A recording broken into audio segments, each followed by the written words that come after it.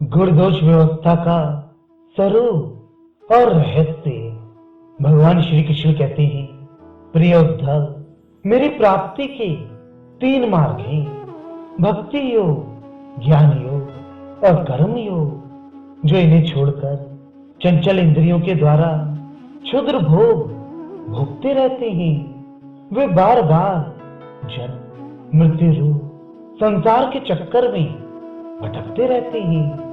अपने अपने अधिकार के अनुसार धर्म में दृढ़ निष्ठा रखना ही गुण कहा गया है, और इसके विपरीत अनाधिकार चेष्टा करना दोष है। तात्पर्य यह है कि गुण और दोष दोनों की व्यवस्था अधिकार के अनुसार की जाती है, किसी वस्तु के अनुसार नहीं।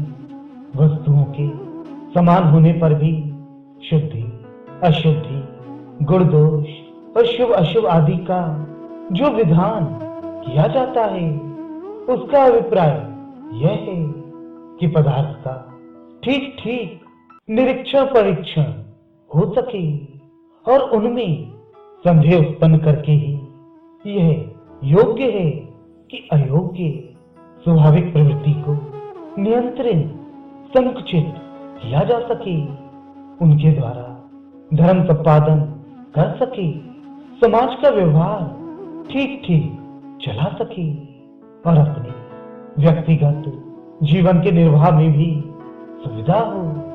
इससे ये लाभ भी है कि मनुष्य अपनी वासना मूलक सहज प्रवृत्तियों के द्वारा इनके जाल में न फंसकर शास्त्रानुसार अपने जीवन को नियंत्रित और मन को वशीभूत कर देता है। निष्पाप उद्धव, यह आचार मैंने ही मनो आदि का रूप धारण करके धर्म का भार ढोने वाले कर्म जड़ों के लिए उपदेश किया है। पृथ्वी, जल, तेज, वायु, आकाश, ये पंचभूत ही ब्रह्मा से लेकर पर्वत वृक्ष पर्यंत सभी प्राणियों के शरीरों के मूल कारण ही। इस तरह वे सब शरीर की दृष्टि से तो समान हैं, सबका आत्मा भी एक ही है। प्रिय उद्धव, यद्यपि सबके शरीरों के पंचभूत समान हैं, फिर भी वेदों ने इनके वर्णाश्रम आदि अलग अलग नाम और रूप इसलिए बना दिए हैं कि यह अपनी वासना मूलक प्रवृत्तियों को संचित करके नियंत्रित करके धर्म, अर्थ, काम, मोक्ष, इन चारों पुरुषार्थों को सिद्ध कर सके। साधु श्रेष्ठ देश, काल, फल, निमित्त, अधिकारी और धान्य आदि वस्तुओं के गुण दोषों का विधान भी मेरे द्वारा इसलिए किया गया है कि कर्मों में लोगों की उच्छृंखल प्रवृत्ति ना हो, मर्यादा का भंग ना होने पाए। देशों में वह देश अपवित्र है जिसमें कृष्ण सार मृत ना हो और जिसके निवासी ब्राह्मण भक्त ना हो। कृष्ण सार मृत के होने पर भी केवल उन प्रदेशों को छोड़कर जहां संत पुरुष रहते हैं, कीकट देश अपवित्र ही है। संस्कार रहित और ऊसर आदि स्थान भी अपवित्र ही होते हैं। समय वही पवित्र है जिसमें कर्म करने योग्य सामग्री मिल सके तथा कर्म भी हो सके।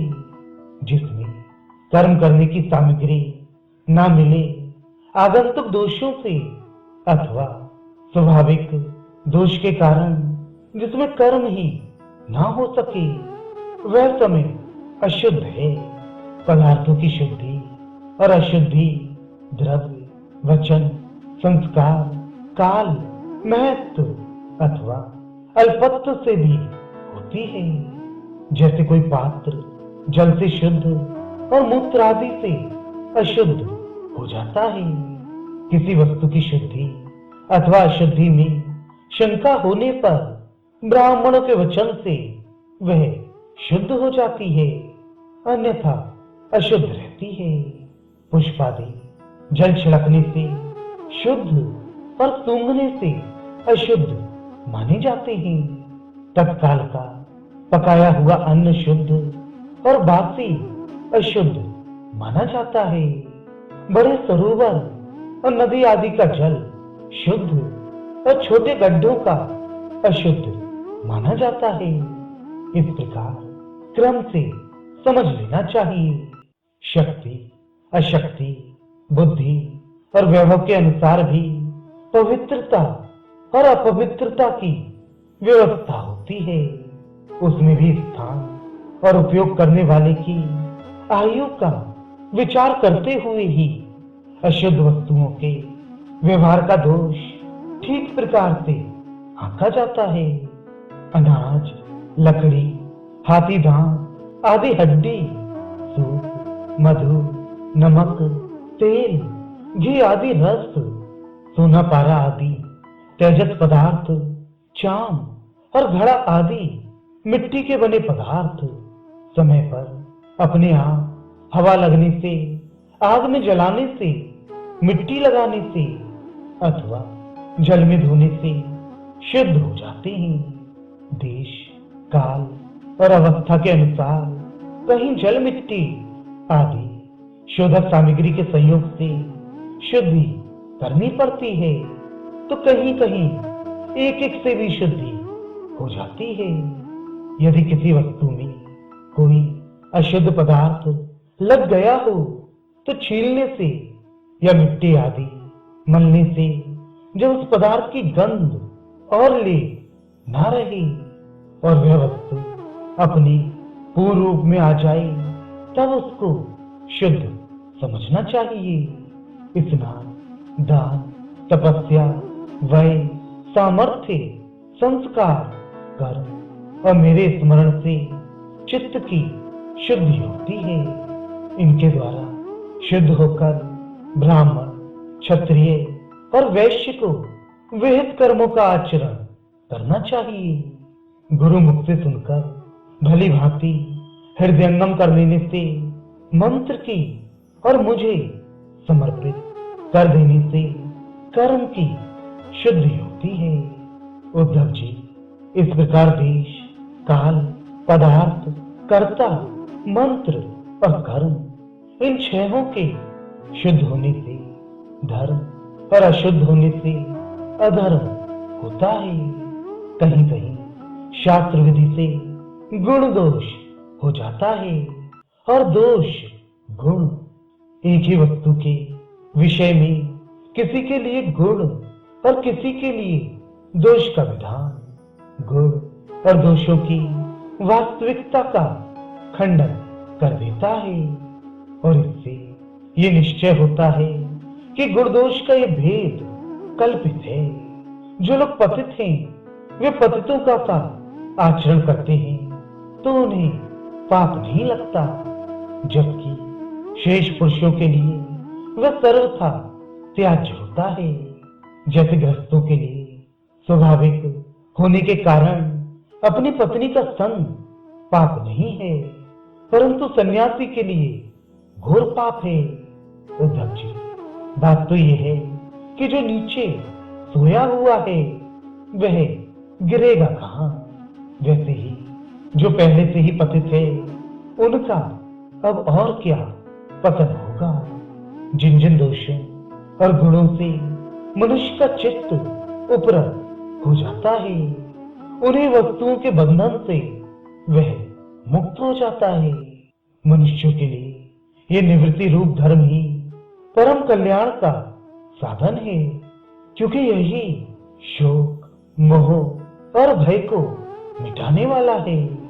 उद्धव जी, विषयों में कहीं भी गुणों का आरोप करने से उस वस्तु के प्रति आसक्ति हो जाती है। आसक्ति होने से उसे अपने पास रखने की कामना हो जाती है और इस कामना की पूर्ति में किसी प्रकार की बाधा पड़ने पर लोगों में परस्पर कलह होने लगता है। कलह से असह्य क्रोध की उत्पत्ति होती है और क्रोध के समय अपनी हित अहित का बोध नहीं रहता, अज्ञान छा जाता है। इस अज्ञान से शीघ्र ही मनुष्य की कार्य अकार्य का निर्णय करने वाली व्यापक चेतना शक्ति लुप्त हो जाती है। साधु चेतना शक्ति अर्थात स्मृति के लुप्त हो जाने पर मनुष्य में मनुष्यता नहीं रह जाती, पशुता आ जाती है और वह शून्य के समान अस्तित्वहीन हो जाता है। अब उसकी अवस्था वैसी ही हो जाती है जैसे कोई मूर्छित या मुर्दा हो। ऐसी स्थिति में ना तो उसका स्वार्थ बनता है और ना तो परमार्थ। विषयों का चिंतन करते करते वह विषय रूप हो जाता है। उसका जीवन वृक्षों के समान जड़ हो जाता है। उसके शरीर में उसी प्रकार व्यर्थ श्वास चलता रहता है जैसे लोहार की धौंकने की हवा। उसे ना तो अपना ज्ञान रहता है और ना किसी दूसरे का। वह सर्वथा आत्मवंचित हो जाता है।